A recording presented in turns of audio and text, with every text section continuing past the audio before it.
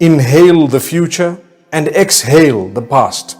Make sure that you do not get bogged down in things that you have done in the past perhaps, or with that which you were not proud of, something that happened in your past, and you keep thinking, why did this happen? Why did the Almighty do this to me? Not realizing that Allah subhanahu wa ta'ala's mercy is far greater.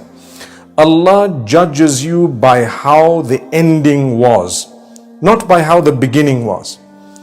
Just like a football match, I always give the example of, at the beginning you could be losing, but during the match you may score goals and at the end you will win. And subsequently they will not look at what the score was at the beginning of the match, but rather the one who wins at the end is the real winner.